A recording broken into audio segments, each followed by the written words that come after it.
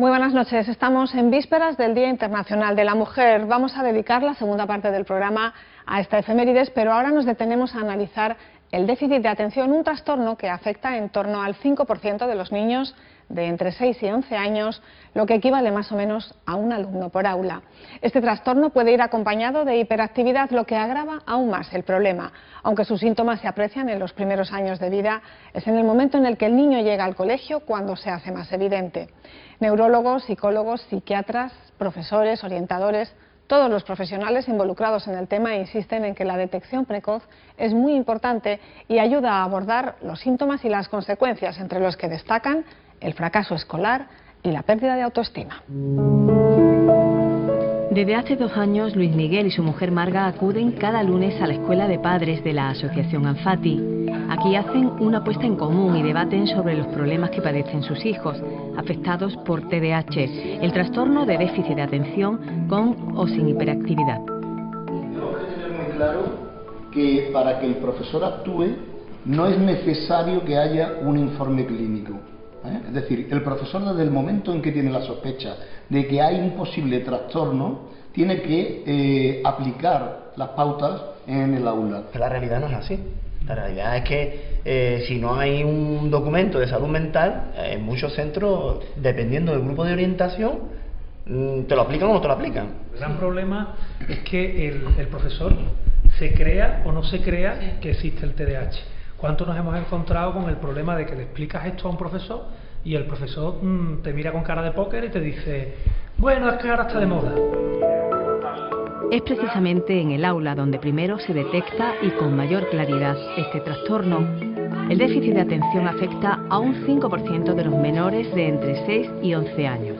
Niños aparentemente problemáticos que con un diagnóstico temprano a menudo superan el problema.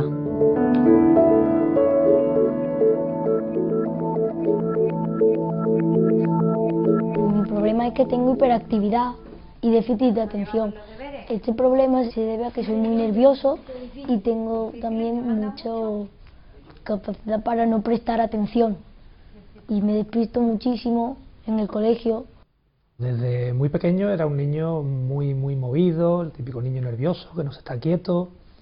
Pero realmente los problemas empiezan cuando incorporamos el déficit de atención a los problemas del día a día, es decir, en el colegio. En el colegio es donde primero se detecta porque empieza a fallar en las asignaturas y demás. De esto sabe mucho Felicidad Martínez Pais. Trabaja como orientadora en un instituto de enseñanza media sevillano. Normalmente son niños que necesitan más supervisión, más atención del profesor, lo cual es complicado porque el profesor es uno y el pobre profesor no se puede cortar en cachitos para atender a cada uno, pero es un niño que necesita a lo mejor pues estar sentado de manera que el profesor pueda tener contacto visual con él, no necesariamente en el primer sitio, ¿no? Sino que el profesor pueda hacerle una señal en un momento dado y estar pendiente. Básicamente lo que necesitamos es la colaboración de los profesores para que en lugar de apartarlo que a última fila, lo pongan en primera fila, le pongan al lado niños que sean más tranquilos, no lo contrario, y luego que le permitan pequeñas licencias. ¿Qué licencias son? Pues tienen que descansar algo más que los demás porque su atención no va a poder mantenerla por muy largos periodos, necesitan moverse algo más que los demás, pues le pueden encomendar pequeñas tareas. Luego es muy importante también el contacto visual con él para que no se despiste. Son niños que necesitan una mamá secretaria, ¿no? Un papá secretario, porque lo de las tareas les cuesta mucho trabajo. Recoger las tareas, no hacerlas en sí, que hacerlas también puede que les cueste trabajo, pero recoger lo que tengo que hacer, eso les cuesta mucho. El déficit de atención es algo bastante más serio de lo que se plantea la mayoría de la gente. Un chico con déficit de atención al que no se le ha prestado atención, no se ha detectado y no se ha intervenido, pues acaba en un fracaso escolar teniendo un nivel de inteligencia tan normal o tan bueno como el tuyo o el mío, o incluso teniendo unas altas capacidades. El trastorno por déficit de atención e hiperactividad es la principal causa de consulta en las unidades de neurología y psiquiatría pediátrica. La base biológica que lo produce es un trastorno en el control de diferentes neurotransmisores cerebrales, la dopamina y la noradrenalina. Lo que produce básicamente es una dificultad en el control automático del comportamiento de estos chicos y esa es una de las bases fundamentales de las dificultades de comportamiento que produce. Básicamente se traduce en un cuadro de dificultades de concentración, de hiperactividad, es decir, de excesiva inquietud motora y de dificultad para controlar los impulsos.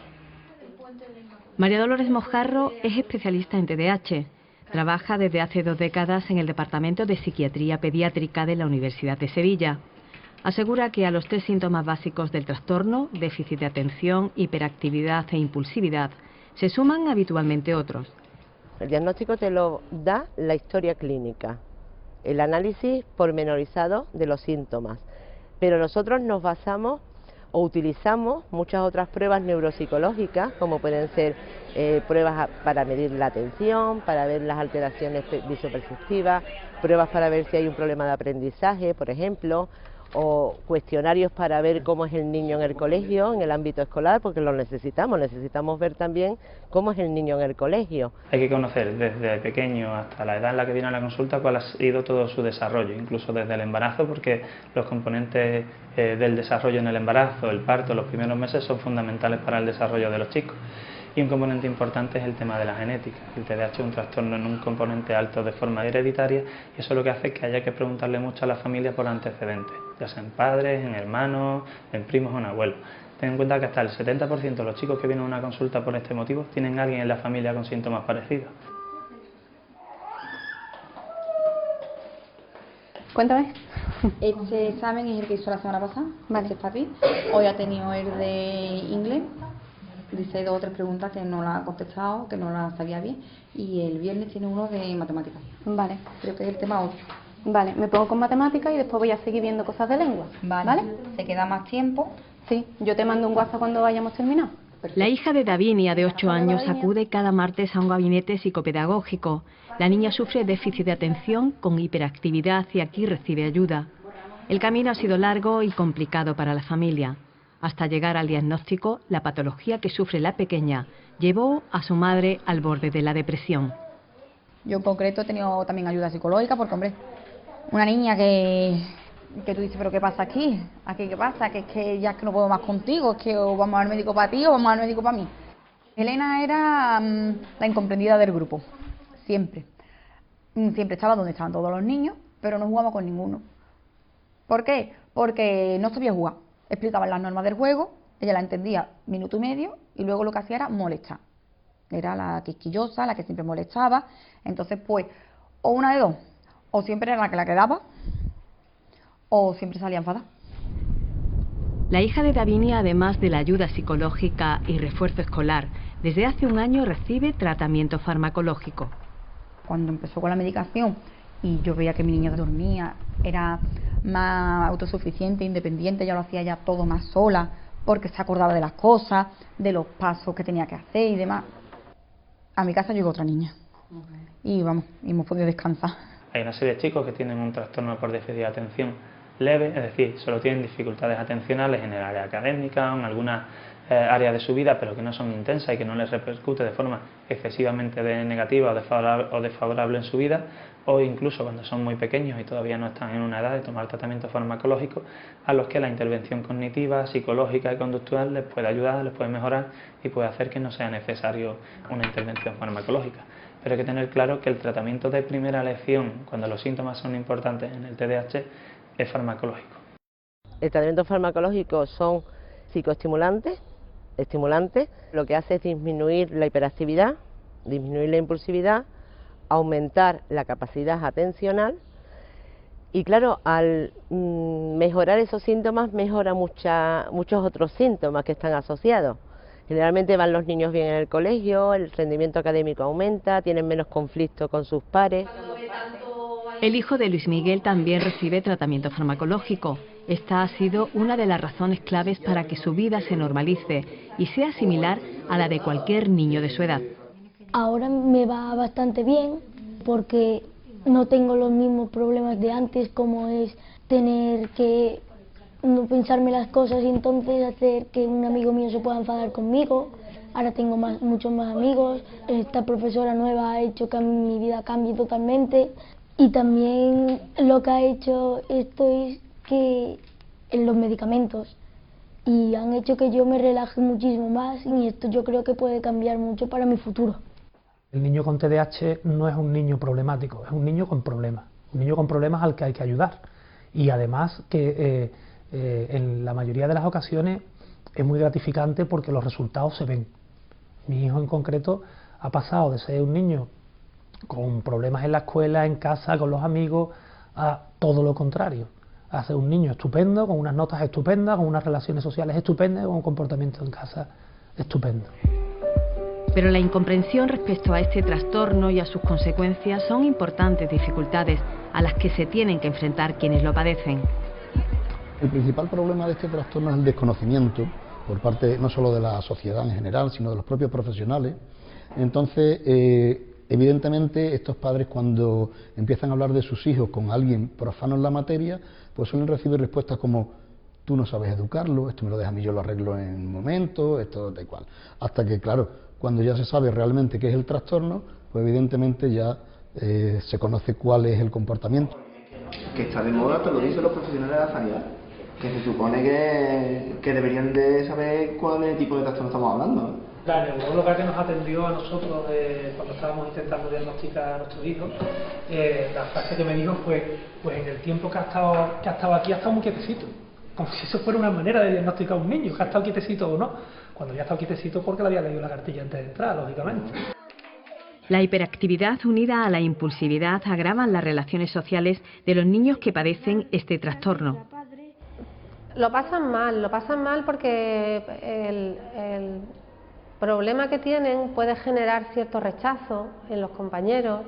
Cuando son pequeñitos y tienen el componente de hiperactividad y de no respetar normas, son muy reñidos, se les riñe mucho, los pobres muy reñidos. Y eso puede generar en el niño una actitud reactiva, que quiere decir que ya como me han reñido tanto, yo estoy esperando que me riñan y a nada que me digan yo ya me siento que me están riñendo y entonces me defiendo. Y reaccionan a lo mejor defendiéndose cuando no tendrían que defenderse. Yo creo que cuando cambias el enfoque y te das cuenta de que no, el niño no se está portando mal intencionadamente, todo ya va digamos encaminado. Ese es el primer paso. Además, nosotros lo hemos castigado muchísimo cada vez que se portaba mal. Si te das cuenta que esto no funciona, habrá que cambiar la estrategia. ¿Qué estrategia hay que seguir? Bueno, pues muy difícil. Es muy difícil. La primera es paciencia, paciencia y paciencia. Diría yo que es la norma más importante. La clave está en actuar en positivo, reforzar lo positivo, que él se vaya dando cuenta que él no es un niño malo, que en alguna ocasión se portará mal, lo cual no quiere decir que sea malo. Es cambiar el es por el estar. El fracaso escolar y la pérdida de la autoestima son dos importantes problemas de los niños afectados por estos trastornos. Problemas que pueden pasarle factura en la edad adulta si no son atajados a tiempo. Las consecuencias más graves, la falta de autoestima, por supuesto, sentirse eso, que uno no sirve, que uno no es capaz, que uno no puede. Hay niños que desarrollan conductas negativas desafiantes, que ya puede ser un trastorno, convertirse en un trastorno disocial, convertirse en personas que tengan problemas con drogas. El riesgo que tienen principalmente los adolescentes son las relaciones sociales. Les cuesta relacionarse, son muy intensos con los demás, se sienten muchas veces inferiores porque han tenido problemas en el rendimiento académico, no entienden a veces la gestión de la situación social de sus compañeros y eso hace que se aíslen porque tienen sensación de no pertenecer al grupo y de no sentirse identificados con nadie. La implicación de la familia es fundamental en la actuación en cada una de las fases de este trastorno. Lo más importante para que la evolución sea buena es sobre todo la implicación de la familia. Es indispensable para que todo funcione bien. Entonces, cuando la familia está implicada y la familia busca recursos, tanto para sus hijos como para ellos, porque también es súper importante que las familias busquen recursos para ellos, para saber cómo tienen que manejar a su hijo y cómo tienen que tratarlo en el día a día, el pronóstico suele ser muy bueno. El puntal de estos niños son los padres. Si fallan los padres, todo lo demás que se puede hacer con ellos va a costar mucho trabajo. Entonces esos padres tienen que estar muy concienciados de que es un trastorno del desarrollo y que ellos van a tener que hacer de padres mucho más tiempo. Desde saber colaborar con los profesionales, entender el trastorno, que eso no depende tanto de los padres, sino de los profesionales que llevan al niño, saberle explicar qué es lo que le pasa a su hijo y cuál es el pronóstico y todo lo demás. Y bueno, la implicación, como cualquier padre que tiene un hijo con cualquier tipo de trastorno. Los expertos aseguran que la hiperactividad y la impulsividad disminuyen con el paso de los años, después de la adolescencia. El déficit de atención perdura. Por ello se hacen necesarios los tratamientos con los que es posible llevar una vida normal, como la de cualquier otro, con sus luces y sus sombras, pero sin los problemas añadidos que provoca esta dolencia. Pues yo tengo mucha expectativa en el futuro de mi hija porque a mí me demuestra día a día que es muy válida para todo. Yo cuando a lo mejor antes le explicaba una cosa, me ponía con ella a hacer las tareas y es que no había manera. Y ahora es que veo que digo, pero si es que me saca la delantera. Es que muchas veces me tiene que explicar ya a mí las cosas porque las cosas ya no están como yo cuando yo estudiaba. Y me hace mucha ilusión cuando me dice, yo quiero ser matrona. Le gusta mucho el tema de los partos y digo, pues para eso hay que estudiar. Y dice, sí. Y de vez en cuando, pues ya a lo mejor si se pierde un poquito, yo le refresco la memoria con el que tiene que estudiar porque quiere ser matrona y pues sí. Con muchísimo optimismo y pensando en simplemente que va a ser uno más. Va a competir en igualdad de condiciones con los demás y ya está. Lo que sí espero es una mayor comprensión de la sociedad en un futuro, tanto en el instituto como en la facultad, y para todos los niños que se están diagnosticando ahora. Yo además quiero ser diseñador de coches. Pues me atraen mucho los coches desde pequeñito y bueno, también que nunca he visto un coche así chulo y tengo muchísimas ganas de verlo. Y esto hace que me fije muchísimo en los coches, también ver muchísimos programas que tratan sobre los coches y mirar en internet, bueno, me encanta, ese oficio sería para mí el mejor.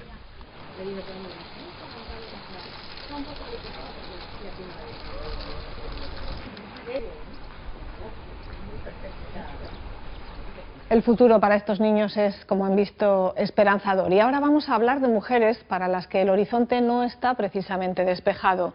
Mañana se celebra el Día Internacional de la Mujer, una jornada reivindicativa que sigue siendo necesaria hoy en día. En el siguiente reportaje vamos a conocer a un grupo de aspirantes a estibadoras, un oficio al que se incorporaron las mujeres hace apenas una década, aunque con cuentagotas. Las primeras entraron en el puerto de Málaga, hay alguna en el de Sevilla y en Cádiz, pero no sucede lo mismo en Algeciras, el puerto comercial más importante de España, el que tiene más movimiento de mercancías, de ahí que haya más de 1.800 estibadores, todos hombres. Se ha creado una plataforma de mujeres que quieren acceder a estos puestos buscando estabilidad. El campo de Gibraltar es una zona de mucho paro y el puerto una fuente importante de puestos de trabajo.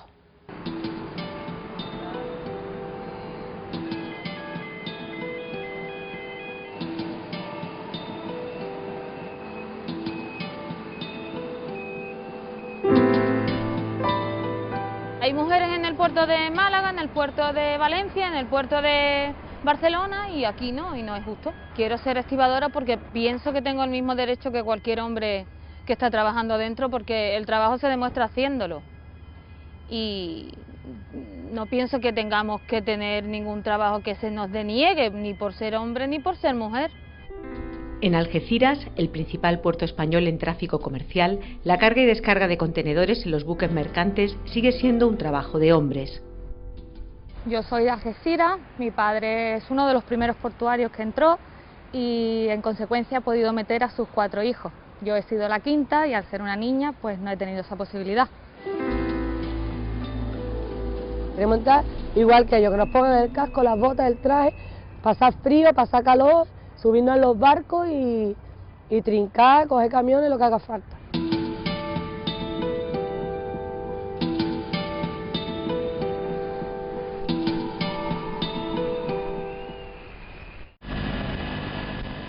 A mí siempre desde chiquitita me ha gustado mucho la mar, todo lo que está vinculado con el puerto, e incluso cuando ya cumplí la mayoría de edad, pues me saqué todos los cursos, estudié un poco de idioma para poder estar embarcada y me dediqué a las navieras. Raquel trabaja como azafata en una de las compañías navieras que realiza la travesía del estrecho. Ella es la impulsora del perfil de Facebook Mujeres Estibadoras de Algeciras. En nuestra plataforma, cuando la abrimos vía Facebook en las redes sociales, se sumó en menos de 2 meses 4.000 personas. La plataforma reivindicamos, como es el único puerto en España que no hay mujeres incorporadas, pues reivindicamos ese derecho y esa igualdad. De las redes ha surgido una asociación que reúne a más de 200 mujeres del campo de Gibraltar, que han visto en la estiba una posible salida laboral.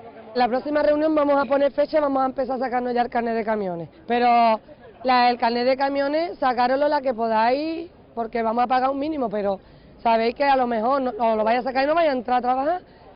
Este carnet es uno de los requisitos para trabajar como estibador portuario. Yo en ningún momento a lo largo de mi vida me había propuesto que podría llegar a ser estibadora. Creo que estoy capacitada para trabajar, tengo la formación, sí que me falta el carnet de conducir de camiones. Me he formado en secretariado internacional, he estado 12 años trabajando en empresas de transporte a nivel nacional e internacional, siempre relacionados con el puerto. Me quedé en el paro pues debido a la crisis.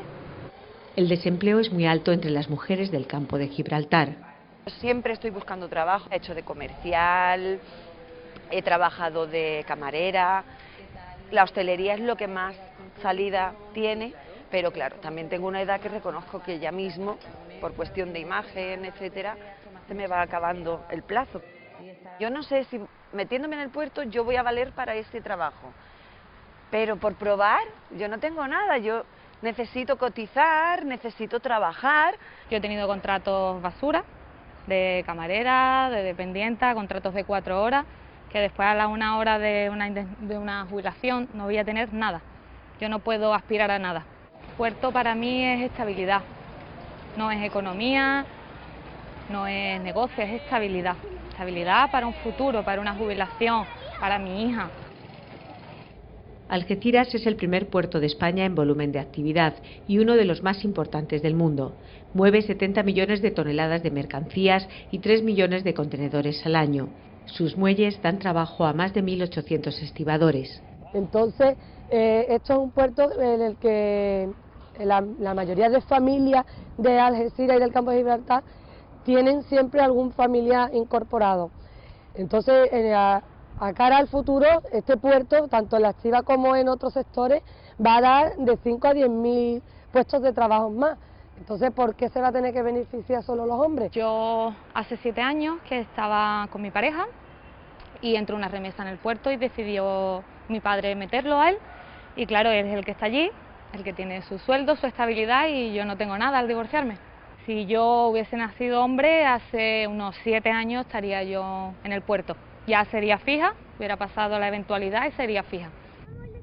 Es algo habitual dentro de este gremio que los familiares tengan preferencia a la hora de aspirar a un puesto de trabajo. Gema tiene 4 hermanos y todos son estibadores, igual que lo fue su padre. Yo eso no lo voy a criticar, porque yo desde pequeñita he vivido eso. Mi padre ha entrado en el puerto cuando nadie lo quería, cuando el puerto era un trabajo mal visto, cuando no se ganaba nada y estaban metidos en los congelados, en los barcos, descargando pescado, y ha luchado mucho. Si le han dado la oportunidad de meter a sus hijos, yo lo veo estupendo. Justo, hombre, no es justo porque, es más, si yo estoy aquí es porque considero que quien tiene derecho a entrar es toda mujer, tenga familia o no tenga familia dentro. Yo no tengo familia. Yo en concreto tengo a mi padre, tengo tío, tengo primos ahí en el puerto, entonces conozco de primera mano cómo es el trabajo ahí en la estiba. Pues ellos me cuentan, pues hacemos esto, hacemos tal. Conozco también perfectamente las condiciones laborales cuando hay un temporal, cuando llueve, cuando no todo es oro, todo oro lo que reluce. Y conozco de primera mano lo que es el trabajo ahí, pero en su día, cuando yo ya empecé a crecer, no existía la posibilidad de que se incorporara la mujer, entonces pues seguí formándome y seguí con mis estudios para buscarme un futuro por otro ámbito. Cristina se ha licenciado en Ciencias Empresariales y aún no ha encontrado trabajo. Yo desconocía que en los demás puertos de España había mujeres trabajando. Yo pensaba que eso simplemente por costumbre o no sé, era solo para hombres y sin embargo a raíz de la plataforma de Raquel pues tuve conocimiento que había más mujeres. Vamos a tirar pata con puerta, Carmen. Hace una década que las mujeres se incorporaron a la estiba. El primer puerto al que accedieron fue el de Málaga. Estas imágenes son de archivo. Los reporteros hemos querido mostrarles cómo es el trabajo y la experiencia de estas estibadoras en Málaga, Sevilla o Cádiz. Ha sido imposible porque la Coordinadora Estatal de Estibadores Portuarios, el sindicato mayoritario, no permite a sus trabajadores aparecer ahora en los medios de comunicación. Sus razones: estar inmersos en una tensa negociación ante la decisión de la Unión Europea de liberalizar el sector. En muchísimos puertos hay ya un número bastante curioso de mujeres. Entonces aquí es el único puerto que no han incorporado a la activa. ¿El por qué? Bueno, pueden ser 1000 razones, pero como no queremos ni hablar y especular, pudiendo dañar la figura del estibador de la empresa, pues por eso pedimos que se sienten con nosotros, nos den una explicación, una respuesta. Dicen que no tienen ningún problema en que entre mujeres, que no tienen la idea de que la mujer quisiera entrar a trabajar.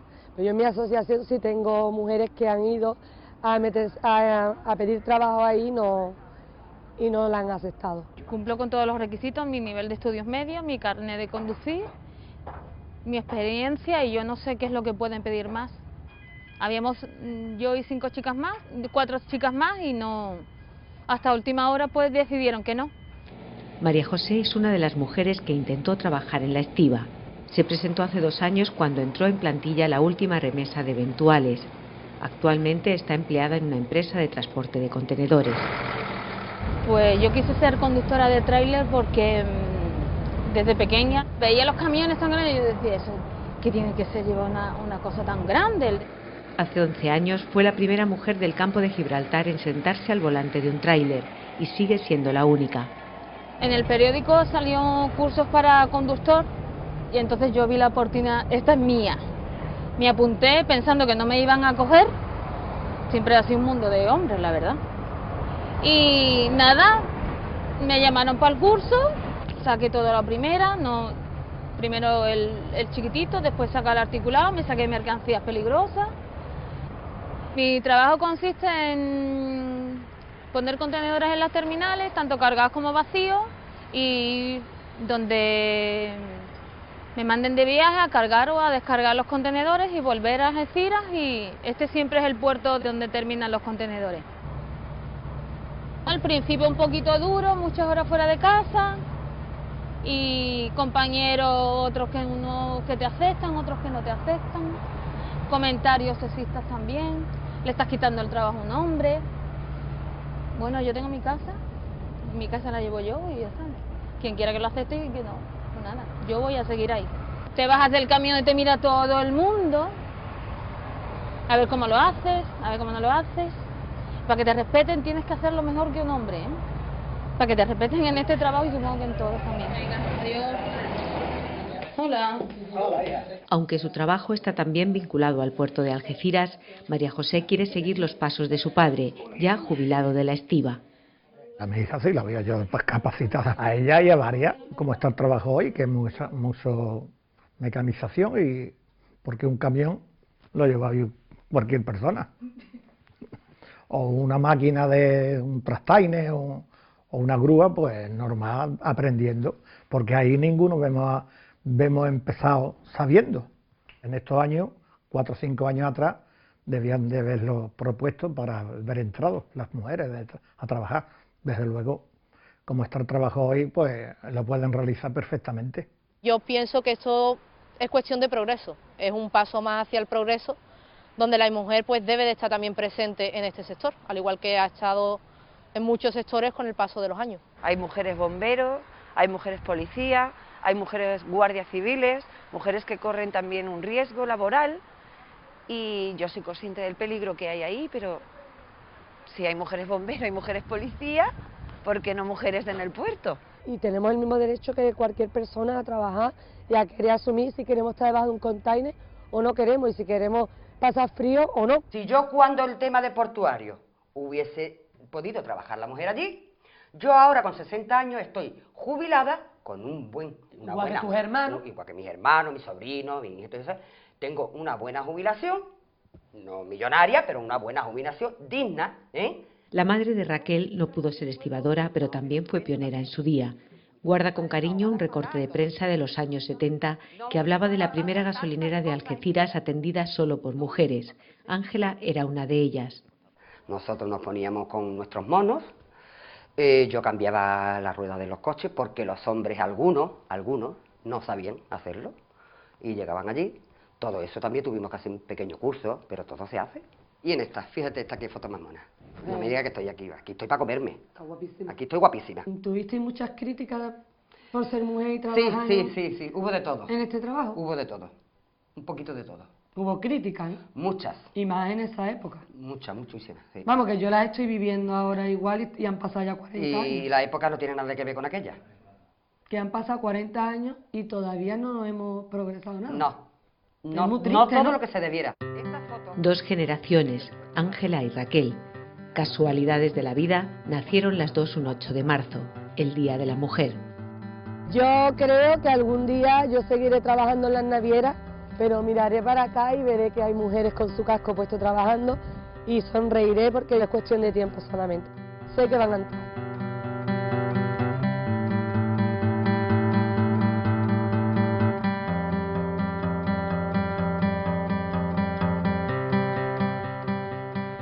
Estibadoras en el puerto de Algeciras, una asignatura pendiente y no la única, desde luego, en la lucha de la mujer por la igualdad.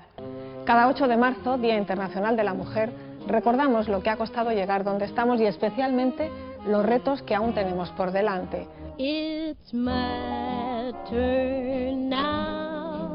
Aunque no hay consenso entre los historiadores sobre el origen de esta fecha, se trata en cualquier caso de una forma de conmemorar la lucha por los derechos, necesaria todavía en nuestros días. Para algunos está relacionada con el incendio en 1908 de una fábrica textil de Nueva York, en el que murieron 129 trabajadoras que se habían declarado en huelga. También se vincula a una manifestación para reivindicar mejoras laborales en Estados Unidos. Sea como sea, este día, instaurado por Naciones Unidas en 1975, sirve para recordar que en muchos países, España entre ellos, hasta bien entrado el siglo XX, las mujeres no pudieron trabajar fuera de casa, no pudieron ejercer su derecho al voto, no pudieron tomar, en definitiva, sus propias decisiones. Esta jornada vale también para recordar a las pioneras, a las que abrieron camino en momentos difíciles, en los que la mujer no era más que un apéndice del hombre, a las que intervinieron para reivindicar su papel en la historia y en la sociedad. Y también este 8 de marzo ha de hacernos reflexionar sobre el número de mujeres que ven sus derechos pisoteados por la violencia y las legislaciones discriminatorias. Hemos conquistado mucho terreno, es cierto, pero todavía son muchas las que tienen que hacer frente a situaciones injustas. La brecha de la desigualdad persiste y ahora con la crisis más paro que los hombres, menos trabajo y menos salario que ellos. Empoderando a las mujeres, empoderando a la humanidad. Imagínalo, este es el lema de Naciones Unidas con el que mañana se celebrará en todo el mundo, el 8 de marzo, y con el que hoy terminamos nuestro programa. My heart would whisper, no, no, although it's my turn now. You fooled away your chance, you laughed at our romance, but it's my turn.